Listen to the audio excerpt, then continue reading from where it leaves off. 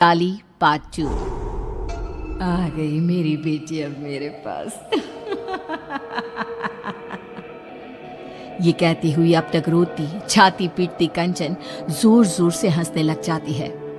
मुखाग्नि मैं दूंगी, मैं एक रुदाली आज हंसेगी। और तुम सब रोओगे। कंचन वहीं पड़ी निशा की लाश के ऊपर से ईंट को हटाती है और निशा की अर्थी को जला देती है। बिना किसी सही रस्म के निशा का शरीर राख में मिल जाता है। प्रेमनाथ और ठकुराइन बेसुध होकर सब कुछ देख कर भी पर अपने दिल और दिमाग पर लगे सदमे के कारण कुछ भी समझ नहीं पा रहे थे। जलती चिता को छोड़ कंचन उठकर हवेली से बाहर चल देती है। बाहर की ओर निकलती रुदाली फिर एक बार पलटती है और ठकुराइन को देखती हुई कहती है, चलती हो ठकुराइन, जल्दी ही लौटूंगी। उसके बाहर कदम रखते ही पूरे गांव में मानो सैलाब उमड़ पड़ता है। बारिश तूफान रुकने का नाम ही नहीं लेते। चारों तरफ त्राहिमाम की स्थिति बन जाती है। इतनी गर्मी के मौसम में ऐसी बारिश, इसकी हर बूंद ऐसी है मानो किसी अपने के गम में फूट फूट कर रो रही हो। हाँ, तुम सही कहती हो रंभा। और ये सब हुआ भी छोटी ठकुराइन की मौत के बाद। क्या कारण हो सकता है इन सब का? अरे हम सब कब तक घरों में छिप कर बैठे रहेंगे हैं? अरे खेत की फसलें बर्बाद हो रही है सो अलग, ठाकुर साहब को ही जवाब देना होगा कि ये सब क्या है। परेशान होकर सभी गांव वाले तूफानी बारिश में ठाकुर साहब के घर पहुंचते हैं, जहां वो लोग देखते हैं कि ठाकुर साहब की हालत बहुत नाजुक है। कंचन, ये सब कुछ उसी का किया धरा है ना, जाने क्या करके गई है। जैसे ही उसने हवेली से जाते वक्त कहा जल्द ही लौटती हूँ, तब से इनकी तबीयत बिगड़ते ऐसी हो गई है। शहर से कोई डॉक्टर भी आने को राजी नहीं हो रहे। अब कंचन के घर जाना ही एक उपाय दिखता है। तभी ठाकुर साहब जोर जोर से चीखने लग जाते हैं, नहीं, मुझे प्रेत लोग नहीं जाना। अरे ठकुराइन, देखना ये तेरी बेटी को क्या हो गया है। मुझे साथ ले जाएगी ऐसा कह रही है। ये क्या कह रहे हैं आप? यहाँ पर कोई नहीं है। अजी निशा क्यों ले जाएगी आपको? ऐसा कुछ नहीं होगा जी। अरे गट्टू, तू भी आ गया। देख रही हो ना ठकुराइन, तुम्हारी बगिया संभालने वाला गट्टू आज तेरी बगिया उजाड़ने आया है। ये तो बहुत बुरा संकेत है ठकुराइन। ठाकुर साहब को सब मरे हुए लोग दिख रहे हैं। अरे जिस दिन हमारी निशा मरी थी उसी रात गट्टू भी मरा था। मरे हुए पति को छोड़ फिर भी कंचन ठाकुर साहब की बेटी को रोने आ गई। अजीब सा नहीं लगा सुनकर? क्या वो रुदाली गट्टू की पत्नी है? ये सब क्यों हो रहा है? इसका जवाब बस वही दे पाएगी।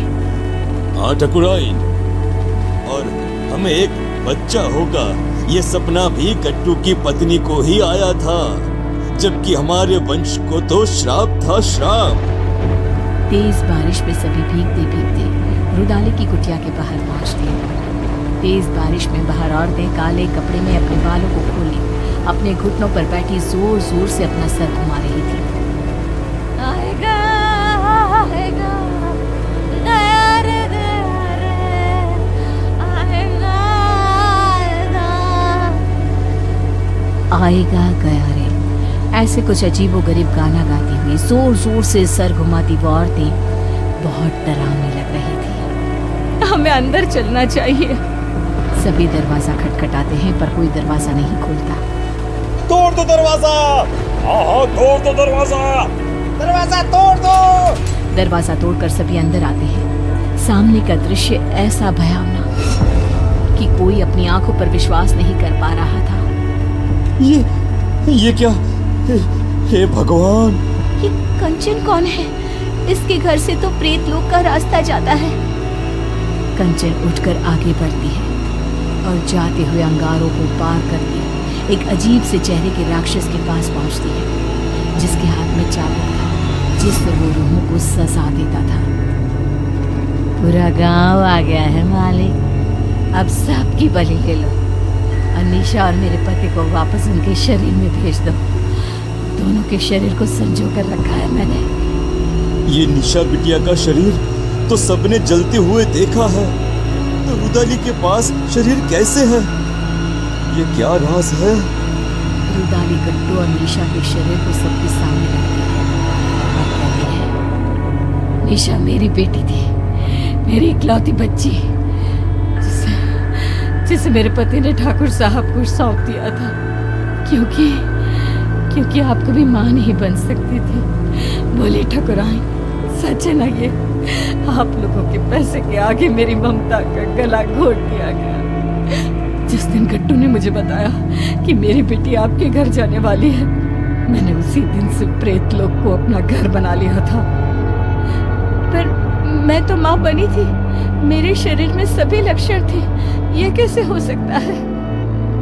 आपको एक दवाई दी जाती थी जिसके कारण आपका शरीर एक गर्भवती औरत की तरह बदलने लगा, और फिर मैंने आपके गर्भ में डाल दिया प्रेत का अंश, वो अंश जो मेरी बेटी को मुझे वापस पाने में मदद करता।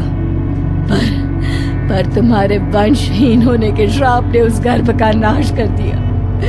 निशा तुम्हें सौंप दी गई, उसने मेरी कोख में ही सब तंत्र मंत्र सीख लिए थे, इसलिए उसे वही चीजें अपनी ओर खींचने लगी। अमावस के दिन उसकी वही शक्तियां उस पर हावी हो गई और वो चली गई सब कुछ छोड़कर। पर मैं उसे कैसे जाने देती? उसकी आत्मा को प्रेत लोक से उसके पिता ने बचा लिया और उसकी आत्मा उसके शरीर में आ गई। पर प्रेत सरकार बहुत क्रोधित हुई, इसीलिए आप सबकी आंखों में धूल झोंक कर मैंने एक पुतले को जलाया, ना कि मेरी बेटी को। अब उसी सरकार की मदद से मैं फिर से अपनी बेटी और पति को पालूंगी और उसके बदले ये पूरा गांव ने सौंप दूंगी। भागो भागो यहाँ से, भागो भागो भागो यहाँ से। हमें भी शरीर दिलवा देना कंचन, इन सब का शरीर तो है ही। हमें भी शरीर दिलवा देना कंचन, इन सब का शरीर तो है ही। आज कितने ही साल बीत गए, गांव अब आत्मा और प्रेतों के नाम से जाना जाता है। इतने मुर्दों में रह गई है जिंदा तो बस